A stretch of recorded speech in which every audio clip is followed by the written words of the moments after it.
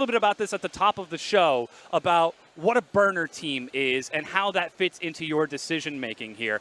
Let's go ahead and recap what that means, because SK Telecom, they're coming in as the 4th seed from the LCK. Are they throwing away SKT here to try to get it out of the way? Yeah, because you have to read your opponent. Remember, they make the decision immediately after the game, and they have, essentially, it's blind, so you don't know who you're going to be going up against. If you're the LCK, you throw out SKT, your weakest team, anticipating an RNG LPL's strongest team. So even though RNG would likely take a win, it makes the next matchup all the easier. I agree that SKT definitely is a burner team, but you can still get some value out of them. I think they're going to be setting up a very similar composition to what KT will play in Game 5 and try to see how RNG is going to counteract, because both of these teams are very big on globals, big on gold funneling, and big on the Galio comp. And that's something that's really important. With LCK placing SKT second, that means SKT gets side selection, and they have chosen red side along with nearly every other team in the tournament. Does this fit into the strategy? Does this mean that we're going to see an early Galio rotation and we see that global composition, or do they leave themselves flexibility? It's interesting because it is flexibility for them. Flexibility that I've always challenged, because I would say that they've put themselves in a position where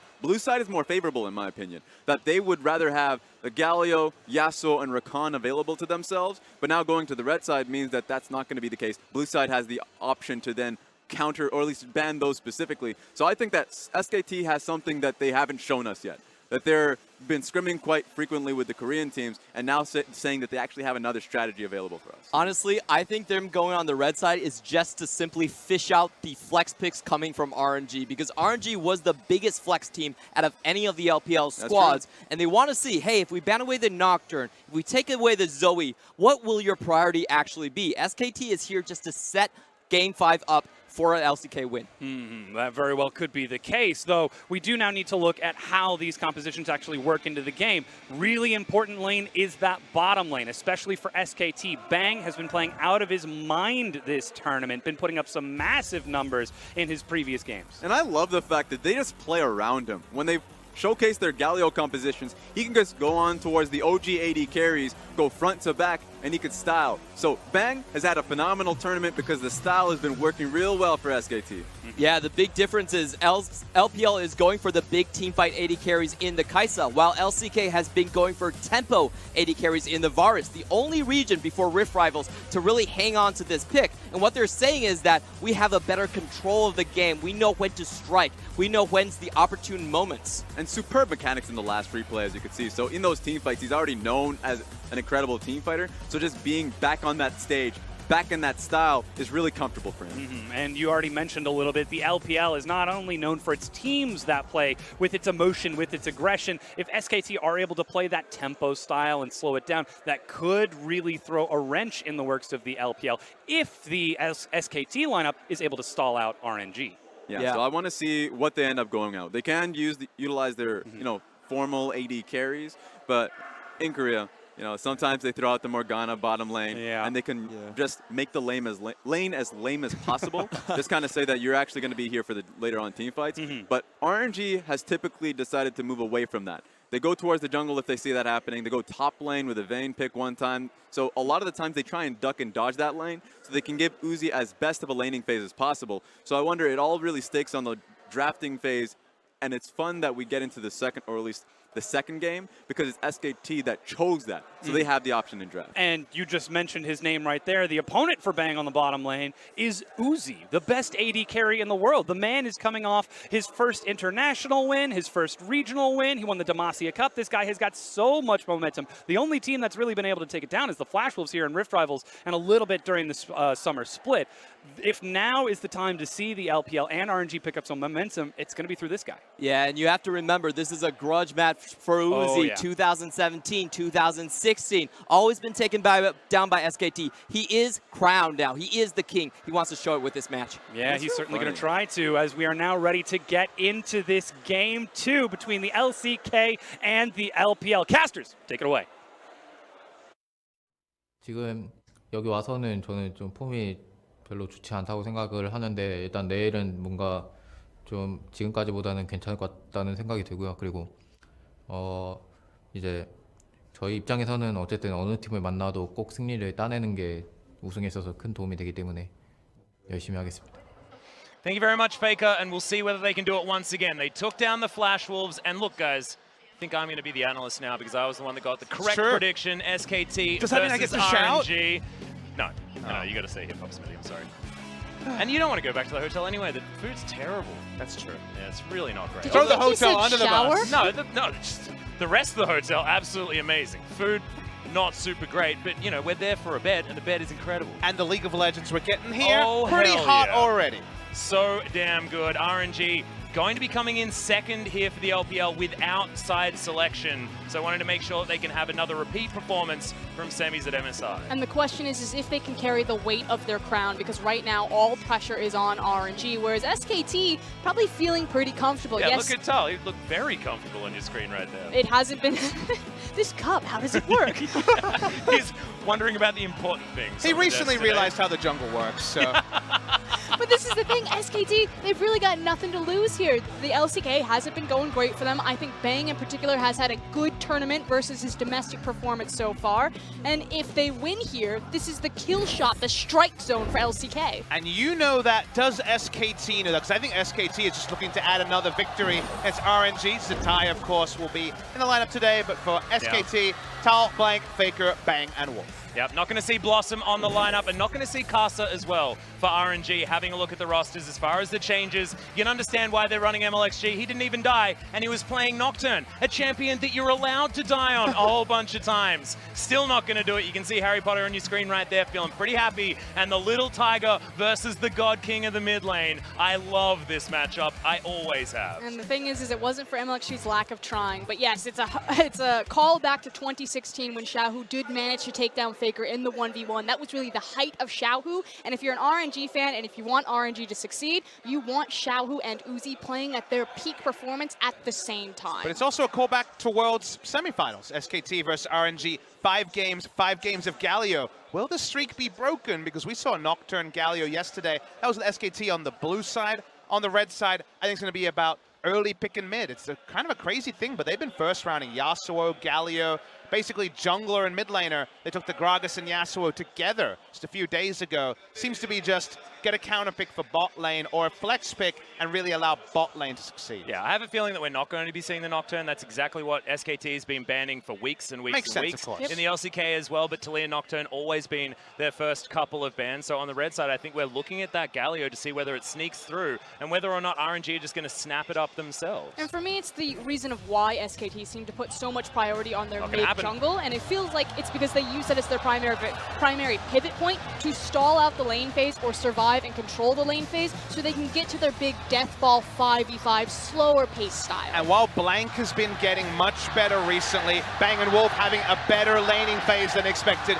me getting louder to combat with the RNG crowd. I don't think you can, Papa Smithy. I think you just got to let it happen. All those things are getting better, but Galio also papers over the cracks of the small mistakes. They still have had very small escapes away. Blank, for example, on the Camille game. So there's going to be a lot less insurance, and the big flex pick of the Swain taken away. So I actually really like the ban phase here from RNG on the blue side. Yeah, I like what SKT did with their last available ban as well. The Zoe taken away from Xiaohu. Has to play something new. The Galio and the Zoe were what he's played so far. And RNG will see whether they take away one of the power picks that are remaining in the Rakan that is still left up. Aatrox also available. Zatai's already had victory on it.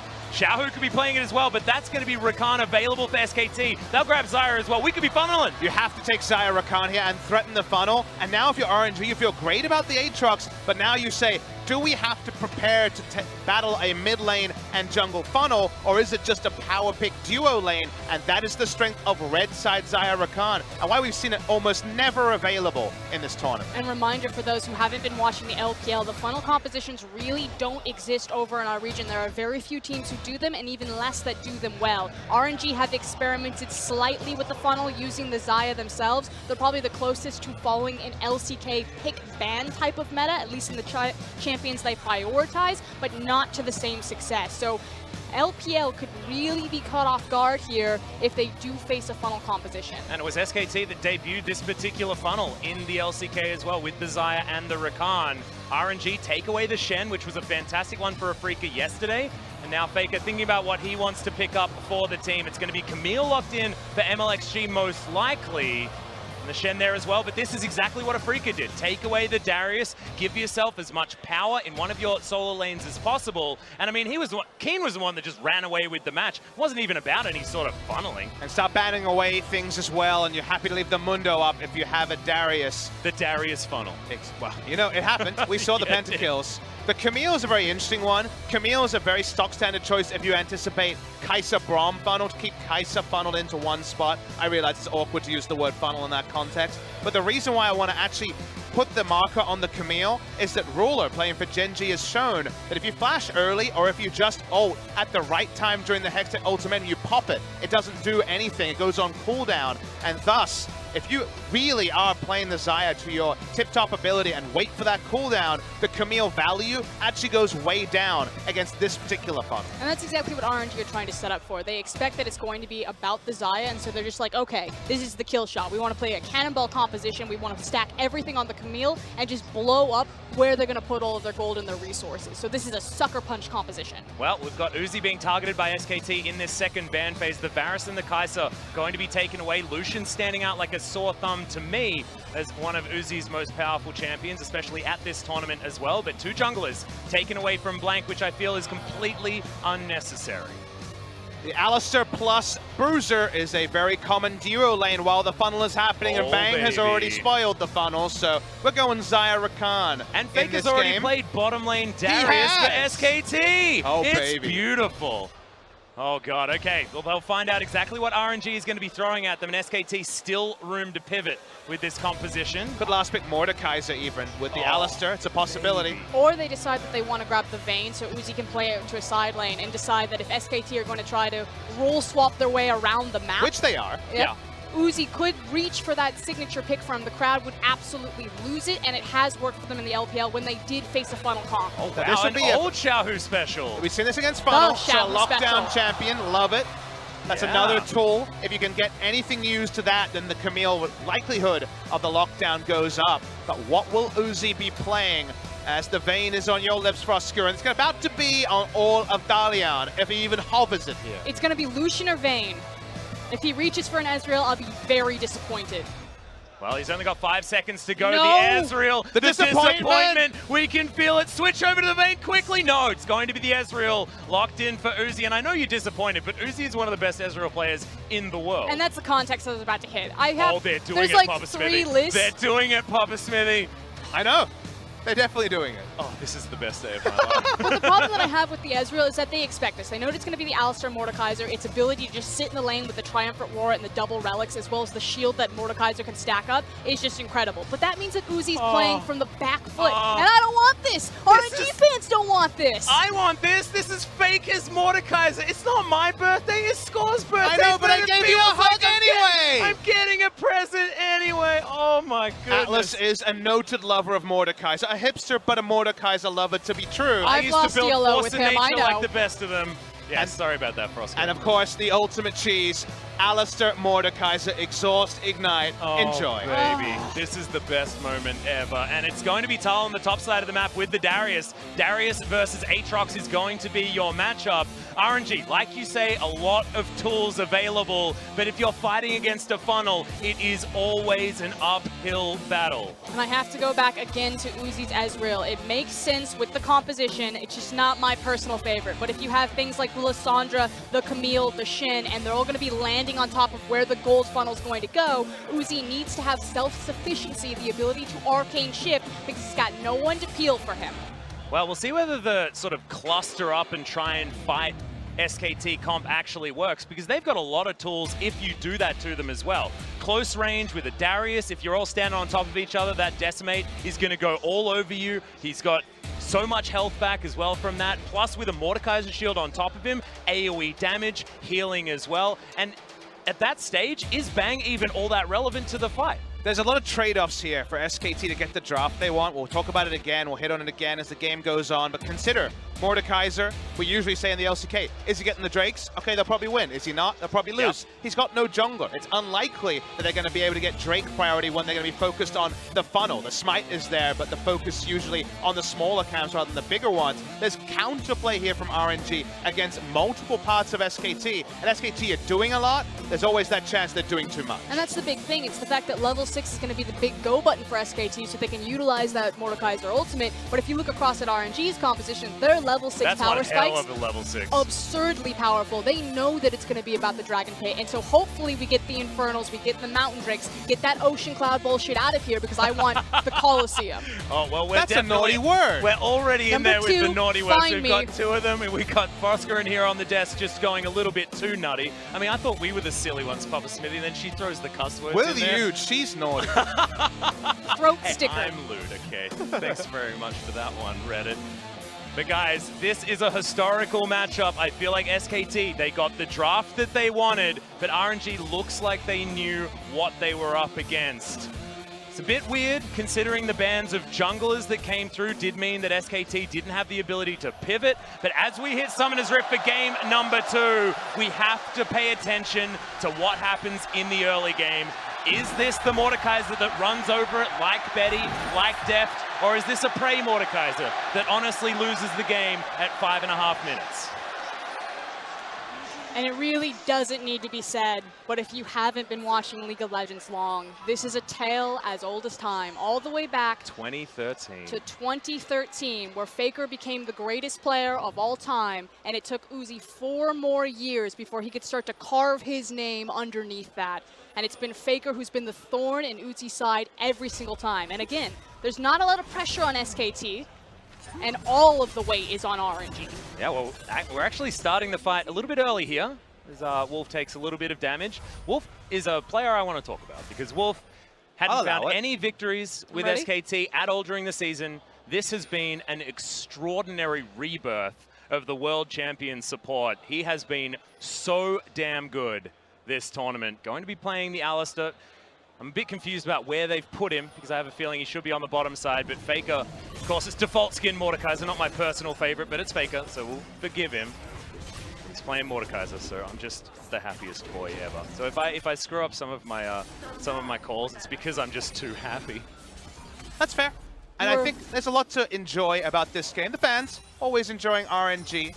Basically TSM level chance here when it comes to RNG during every set. Louder. There are so many people in this arena. I'm more talking about frequency, but you're right. Volume can be very, very impressive. Let's see how the duo lane does, because the thing about Shen is that against ranged opponents, we often see Shen struggling in lane. Maybe you baby him through lane and he ults somewhere else. Speaking of lanes. Shot going to dive forward here. Blank immediately explodes. First blood going to Xiaohu. It's already off on the wrong foot for SKT. And this is very similar to what we saw in LCK versus LMS. The funnel composition, the 2v2 in the mid lane, didn't respect the immediate gank, and FLICKR is already on the board. And it's why you see a lot of value in Lissandra can push against the funnel's top lane. Oh, FLICR's all over this map right now. The flash is going to be there, but Tal doesn't even need to use it. But that is so much pressure for the Camille already. Lockdown CC, long engage range, Camille and Lissandra, best friends forever. Wolf wasn't aware to it. Easy kill for RNG. And this might be the one window that RNG have to act. The fact that SKT showed their hand so early in the draft phase, having the Zyracon, showing that it was going to be a funnel composition, that RNG immediately just started grabbing all sorts of lane dominance and the ability to gank that lane dominance repeatedly. So FLICKR, he's the exact jungler that you want in, not Karsa for this type of style. An insane ganking jungler who knows he has effectively no opponent contesting him for a counter gank. There is a smite on the enemy team, but as we are now well aware, when it comes to the funnel, it's not going to be top and bot very often. It's going to be focused on the jungle camps. So FLICKR, even after the nerfs to the hook shot, losing a lot of damage as the game goes on. A lot of this game's going to be decided early, and Xiaohu's already hunting. Yeah, level 4 and Blank only level 2. He's still Three-man so invade on this red. susceptible. Yeah, Zatai, he's going to come down, and Tal, he's underneath his turret. Not going to be moving over at all, as SKT, no knowledge of the location. Another hook shot, but this time the battle dance is going to be there. The re-engage potential here from SKT as the reset comes out of the Crimson Brambleback. But that's a whole wave in the mid lane that they're losing. And the mini-map is what's happening here. Lissandra disengages, pushing the wave. Bang and Blank have to go back. It doesn't matter. There's a one-level lead on Bang for a higher level smite. Multi-played point there for RNG, and now Zatai has the red. And the thing is while the wave was in advantage for RNG in mid lane, it was at disadvantage in the top side. While Zatai had moved over, it was Darius that was getting the EXP lead, and Darius that was absorbing all of the gold pushed into him, which is why it's nice to then trade that back to Zatai and put the red buff on him. I think trading will also be interesting when it comes to pressure, because right now the pressure is on top of the funnel. Camille's just trying to shadow it, they're getting lanes, the timing on that is great. That'll equalize a little bit, there's more levels into the Xayah, the shove becomes a bit faster. Then bot lane will be the one that'll be fun to inspect, because Alistair Mordekaiser going forward, gonna be golden. Going backwards and getting ganked, very susceptible to that too. Yeah. The thing about this Alistair Mordekaiser lane is it gets better and better as you head towards level 6, and you're going to get there faster as well. So you saw they were getting pushed in by Uzi and Ming early, but FLICKR and Wolf should have a lot of fun as this continues on, as Zatai not going to be able to get those Infernal Chains to work, and Tal just going to push forward, only behind about 4 CS, but it will be 8 after these ones have been picked up. When we talk about comfort picks, Xiaohu obviously... Thanks very there much. We go. Thank you, Observer. Nailed it. Xiaohu are very well known for his Lissandra. It's a legacy pick that goes way back, but I've been less than impressed with Zatai's Aatrox comparatively to something like the Shy. So we'll keep our eyes on him, see if he fares better this time around, but there are a couple of mistakes that he makes in his mechanical windows that can be exploited. Tal really likes killing minions, so he does like to overstay in scenarios like this. It's been a good freeze by Zatai so far. Keeping the flash, been very valuable for Tal, otherwise he would just had to dodge lane in this scenario.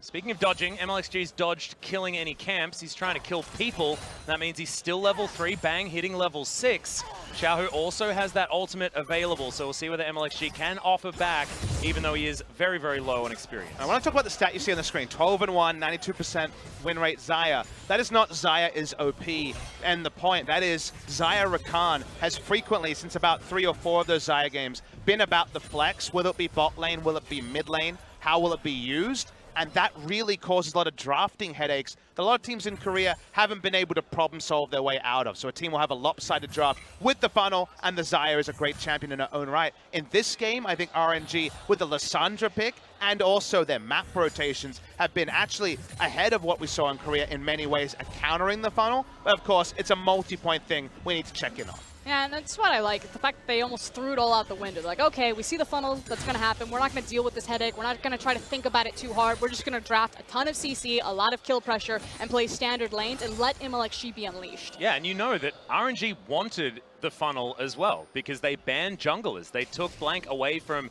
his comfort picks in the Skarner and the Sejuani. It's intelligent stuff if this is exactly what you want to be going against.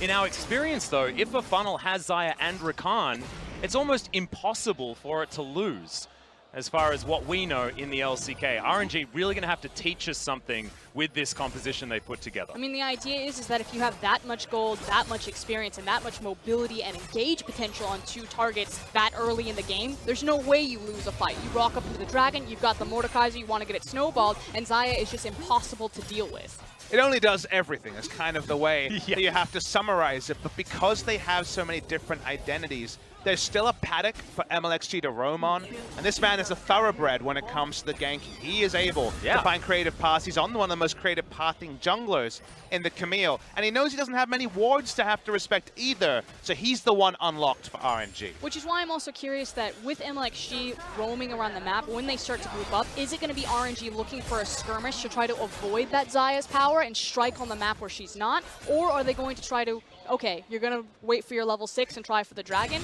We're also going to have all of these ultimates, all of these Sucker Punch available, and just try to match you. So there's a lot of different ways that RNG can try to play this out when SKT feel that they've set their chess pieces and they're ready to checkmate. There's a lot of moments like this where because you're against a funnel that moves very predictably, you can almost guess which camp they're at every time they leave the lane based on spawn timers. Things like getting Scuttle Crab control for a level 6 Dragon, much more difficult to do, much more imprecise for the side of SKT, and that will delay any sort of Drake timing and unleash MLXG to consider playing topside and not lose as much. Well, if he plays topside, that will mean a Dragon's going to be heading towards one of these lanes. Flash forward, immediate ultimate comes out from Bang. Great timing on that one as MLXG just moves up towards the top side. True Shot Barrage even coming in as RNG thought that that was a guaranteed ult. Tal walks out of the Infernal Chains, playing nicely against the Aatrox at the moment. We've only seen the matchup once. That was very one-sided to the Shy, but it did seem like his opponent wasn't familiar with the matchup as much.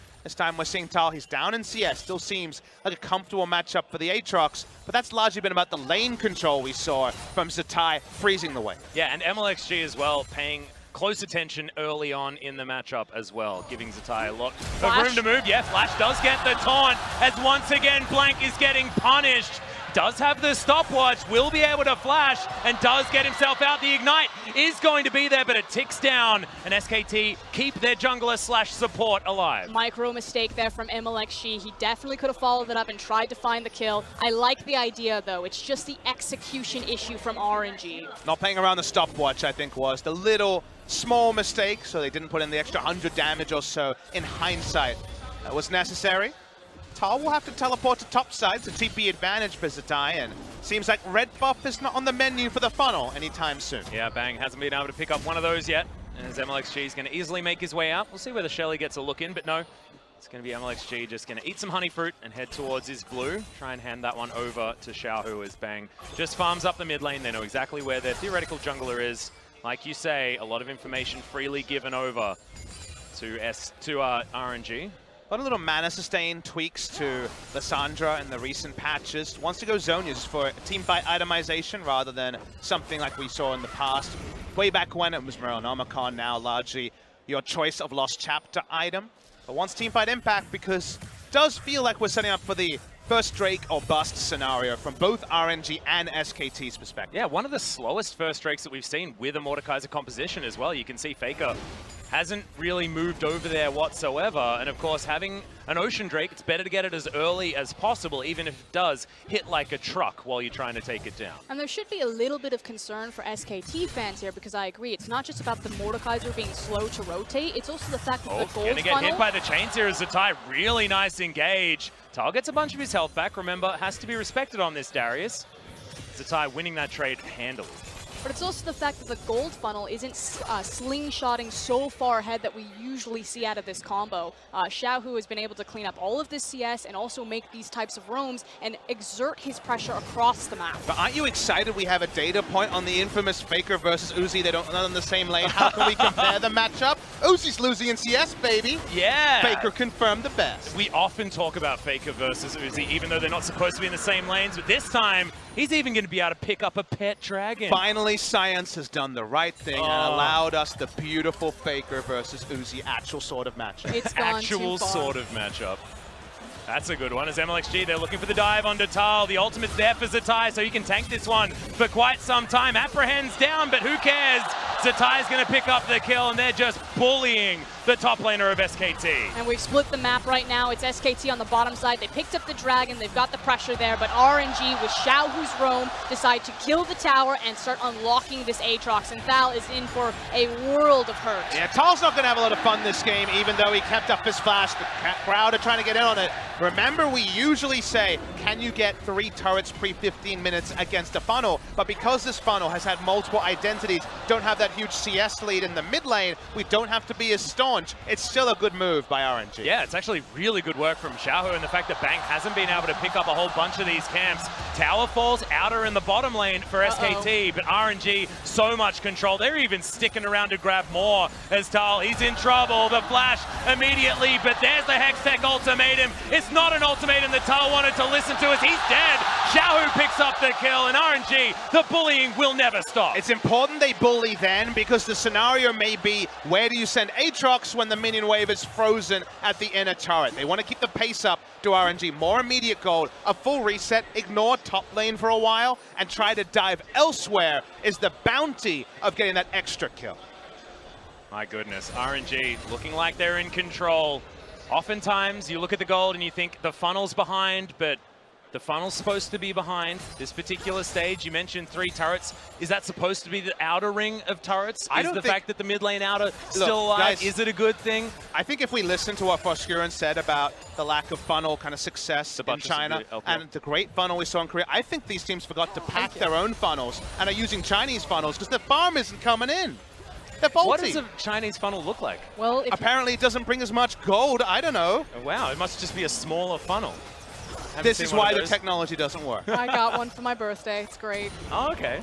We're going to have that conversation, are we, Frostgreen? Nope, we're going to we might leave completely that one. bypass Teleport it. is going to be used by Uzi to get him towards the top lane because there's minions to be killed. That's certainly an Uzi trait. 124 to 91 though for our top lane. It's Zatai having a great time. Black Cleaver there. Trinity Force seems like a dream that Tal had once, but it's not today. And the question is about what pieces are important for RNG to move around. Uzi is free to make his teleport play up to the top side, continue to farm that CS because naturally he wants to find his breakpoints. It's all about Xiaohu and where he's moving around with MLXG. This has been the death combo because you have the CC lock. Camille can burst someone in the duration. Oh, it's just cruel. Leave him alone. Yeah. Tal gets a ward, not over the walls. He pulls the Gromp away from LMS. That's what you do. Look at how fast he goes. Take the small victories. Just go home. Adorable. Well, Zatai should be able to get a large chunk of the health bar of this outer turret. The Darius treatment to the Darius is going to work really cleanly, though. They're going to take another turret, continue to increase the pace of the game. SKT, they realize no need to salvage the Darius. A hopeful and wistful pentakill is really the only thing that can bring him back into relevance. It's what Ming wants to do. He has a blasting plan if they want to look in, but it's a third turret of the game, the side of RNG. Yeah, and you have to remember that, yes, we're talking about the pick potential of RNG onto one target. They're looking at Bang, trying to take him down. But one target pick potential coming in for SKT is another thing, because if you get Children of the Grave down onto Uzi, he does a lot of damage to you on the other side of the rift. SKT need to apply hard pressure to this mid lane right now because they're about to lose another outer tower. MLXG and Xiaohu have both rotated, and now it's a game of chicken of who's going to lose out first. Now, with the Rift Herald, I believe, I think there's pressure that you lose inner mid, which is why RNG are responding. Speaking of responding. Yep, Xiaohu's going to move in. Ming here as well, threatening with the taunt. Uzi turns up. They don't get the outer turret, but it's not going to be the fight, and that's a free one for RNG. 4 turrets by 16 minutes. That seems like a pretty good clip as FLICKR puts down Shelly. He's going to get a real big charge and take the second tower for SKT, but an accelerated game on both sides. Oftentimes you'll see that the funnel team won't get any of these structures, so maybe it actually helps out the LCK, but outer turret in the mid lane, it'll be 5 turrets really soon. In goes MLXG, he's got Stance United, and Tal says, what the hell is this? MLXG tanking the turret for a long time, will go down, and Tal gets a kill back in the end, and that's actually a huge deal. But we're starting to see some of the cracks that SKT showcase domestically right now. SKT aren't backing FLICKR, and they're actually going to lose inhibitor turret damage. They are getting destroyed on the map right now. What is this 15 seconds for Tal. This is definitely going to go down. Teleport to come in as SKT shouldn't be able to take this one. Is okay. Xiao just going to get exploded. That's a 6th member available. Does SKT think that they'll be able to just push their way all the way through? They do have a ghost available to them. I can't tell if it's genius or not. I know. Like SKT, if those picks had worked, that's a huge turn because then they're able to shove down the mid lane. They retain their inhib tower on the top side. Thal now has the wave frozen in front of him, so Darius finally getting a little bit of breathing room. Let's be results orientated. The turret doesn't go down. The fact that it's low health actually isn't very relevant for a while because it's a multi-step process to get back to it, and it regens very slowly. And they got some immediate gold by getting the dive onto the Lissandra. So results orientated certainly could have been worse for the side of SKT. But yes, the first look is you're definitely going to be trading down tempo when there's 3 people hitting on to an inhibitor turret. They make the choice, but you can't keep abandoning Tal. He's gone Stinger. It's not like he even has a combat item, really, that's changed in the last 10 minutes. But he is in a good spot, because he's going to clear out this wave. He's got the wave pushing back into him into the top side, so he should just push one more, maybe hang around if they really feel that they want this dragon fight, but otherwise fall back, maybe grab the Gromp, reset his position, and grab the massive wave on top side. So Darius is about to get a huge influx of gold if he wants it. And let's talk about where the items are now on both teams, because there's probably going to be a contest over the Drake. QSS was invested after Bang saw his good friend Blank die a bit earlier on the Rakan. A lot of the items here are still kind of in the process. Only Mordekaiser's kind of decked out on the side of SKT. Meanwhile, RNG is just building straight damage, so I think they have a combat advantage unless SKT's execution is on point. Yeah, FLICKR with the Zhonya's is actually a huge deal here, though, as RNG want to start this fight. The Dragon's going to be in amongst as well as Wolf goes into his stopwatch. They're trying to jump into the back line as FLICKR uses his Zhonya's now. Xiaohu, he has his Wolf tanking up so much of this damage, but Blank getting down so low. Tal resetting in amongst the fight, wants to find the reset onto Uzi. Will the passive be enough? I don't think so, but FLICKR has got the E, and he's got a big old dragon friend that helps take him down. 3 for 3 overall, which SKT will take, where the current item timings are. It was so close. Xiaohu buys a comical amount of time with self-ult into Zonias, and the Alistar tries to copy that, but doesn't quite get out. He doesn't actually get the flash over the wall. You start the replay here, it ends up even overall, and to me, slight advantage SKT, but a good sign this game's going to be in fiery one. Oh, hell yeah. The thing is a lot of ultimates, especially the Ezreal, coming out because they were attempting to burst the dragon to try to secure that. I think the priority should have been looking for the damage.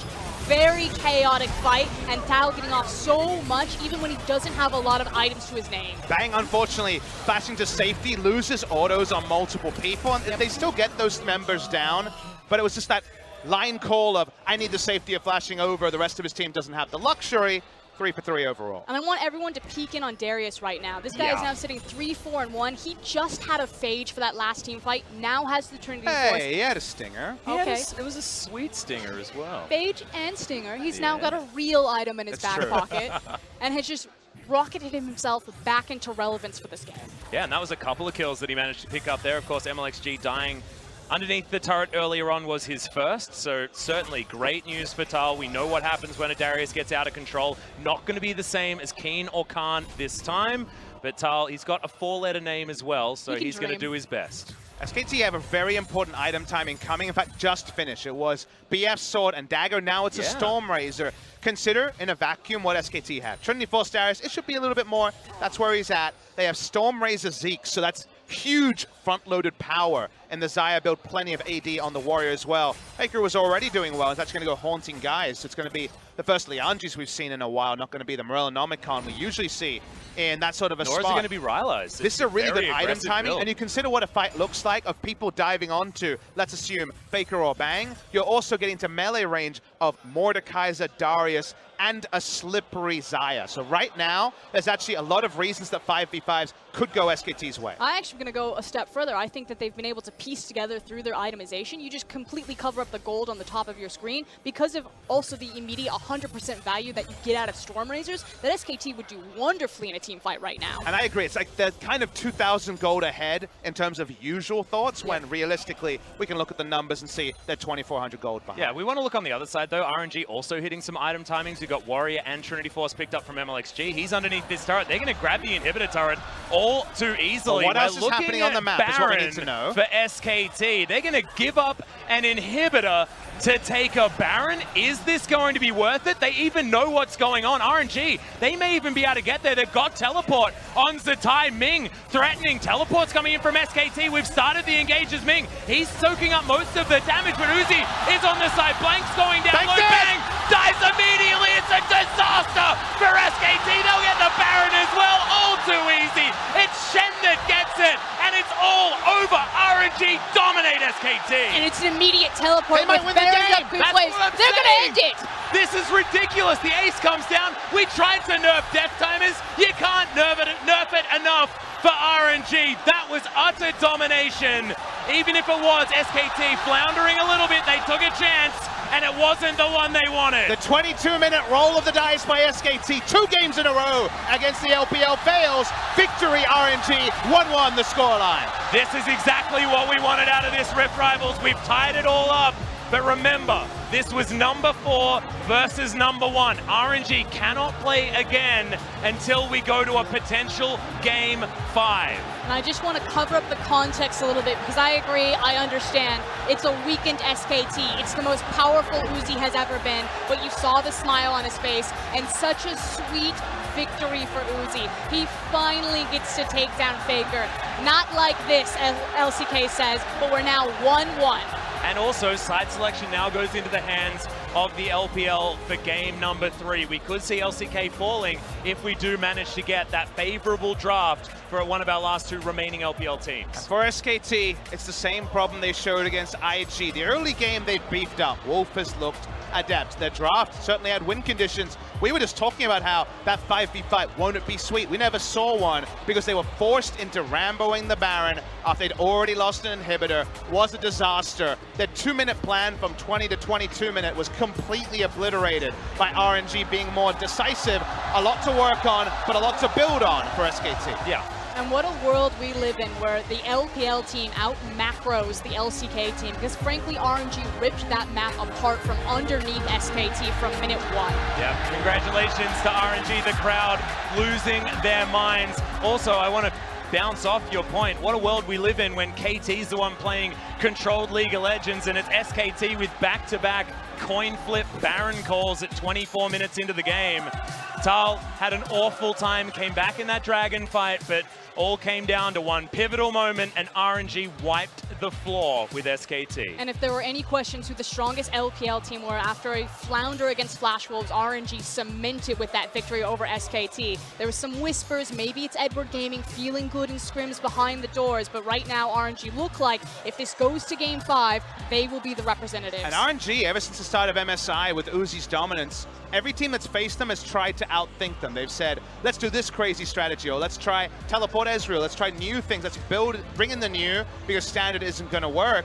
Again, we see RNG stick with a pretty standard strategy. I love the reinforcement of the anti-funnel tech in the Lissandra and the nice gank by MLXG early, and they just play their normal game. It doesn't require a super play. It just ends up being a solid macro play to close it out. But now we need to go back into this question that the analyst has proposed of if you play a funnel and now you get to scout RNG, how they deal with the funnel, what they're doing, that just gives so much information to the LCK team sitting behind, looking at their burner team and saying, okay, we're not going to try this for game number 5. If we face RNG again, we're going to throw the next curveball. Yeah, and we have to remember that it's Edward Gaming potentially coming up next, unless it's Rogue Warriors, and it's a FLICKR as well as... It's a FLICKR EDG, come on. Well, yeah, a FLICKR EDG is probably what's going to happen. But guys, we're going to throw it back to the analyst desk to break down that match. And in 22 minutes, it is equalized. Not only that, we get to see some revenge. MLXG bringing in the heat.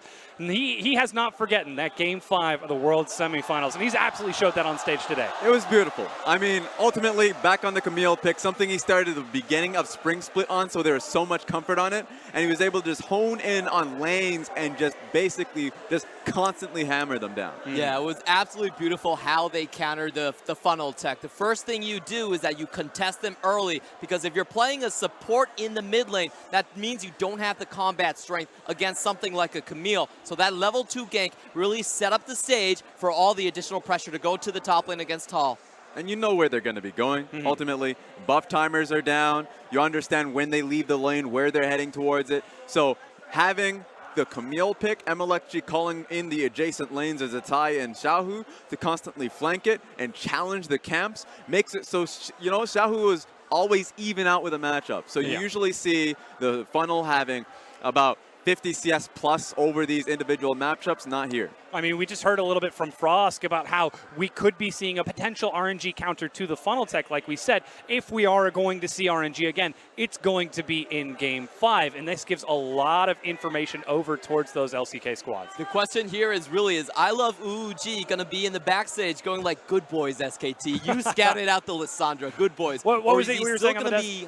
What was it we were saying? Was it RNG sandbagging the sandbag so they don't give away too much information? Yeah, I think the Ezreal pick was fine. And like Frost, calm down. I know there's a lot of disappointment associated with it, but it was fun against the Mordekaiser, and he actually held his CS quite early on. Very important thing when you're going up against double funnel. RNG just recognized bottom side needs to just hold it down while the top side of the map play it out. And that's why I like that they can put in MLXG. The difference between MLXG and Karsa is MLXG can be the flanking force, can pick his fights on the top side of the map, while Karsa can support the bottom side of the map. So I love the fact that this time around, MLXG made it happen in the early portions of the game, and then did this special of bully out the side lane.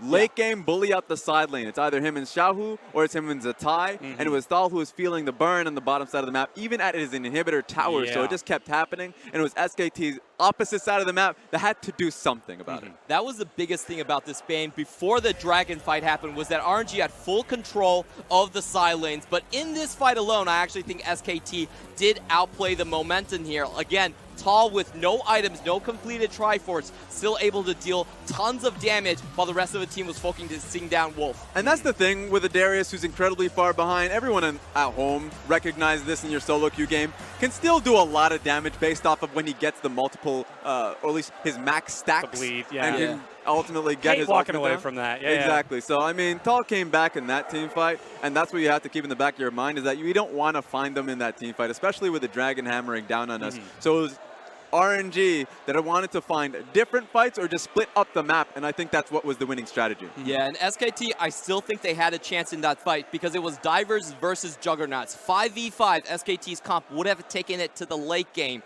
but I think RNG actually outsmarted them. It's so rare to see the LPL do that. Play a side lane and punish the enemy top laner? What does that even mean? And it was that play exemplified that crystallized the end of the game for RNG. Again, 22 minutes and 40 seconds into the game. We can't speak of how fast that is with diving top, taking the inhibitor, and then taking a 4-man fight against Baron to win the game. And this is something that RNG has done repeatedly, especially with MLXG on the roster. He bullies you out the side lane and say, fight us around Baron. We may have a numbers disadvantage, but we're going to make use of the Baron damage. We're going to make it so you pick between focusing on the Baron or turning on us. There are very poor decisions in terms of, like, SKT doesn't want to really do much at all. I thought the Baron damage was nerfed, though. Was that all just the Uzi buff? Hey, the magic resist debuff is still there, and that was a full arcane blast onto Lissandra ultimate on every single member right there. MVP will go to MLXG 1, 2, and 6. It was his Lee Sin getting caught that cost them Game 5. Well, now he's bringing the series back at Rift Rivals in his next best of 5 against Korea. I really like what he did in the early game. He was still level 3 going into 5 minutes and 30 seconds, and what he realized was that he needed to keep the early pressure on the funnel comp, make sure that the Xayah never went ahead. So it wasn't only about the Camille pick itself, it was about how he played it and how much he sacrificed to keep the CS numbers down. So the next thing that I want to move our attention towards, we already heard the casters give a little bit of their predictions, but we've got to start looking at who's next. We don't have it confirmed just yet. We'll know in just a moment, but we've got Kingzone and Afrika versus EDG and Rogue Warrior still up. And EDG has to come out. You can't put Rogue Warriors. Remember, this is a point in which the LPL team doesn't want to find themselves slipping behind. They need to find momentum here and now. EDG is a very strong team. People have been saying the strongest. I think it's the same. Where the LCK team, I will say put out Kingzone. Kingzone needs to come out as well. Yeah, and I think we just got the confirmation. I'm sorry I'm going to spoil this, but I was Don't do it! I was 100% right. 100% right. It is going to be EDG coming out next. And unfortunately, Afrika, the next team going to step up. And that's going to be a grudge rematch right here. I actually think Kingzone would have been the better choice. Well, we'll have to see how that match is going to play out. Of course, we're getting those players on stage as quick as we can. We know the less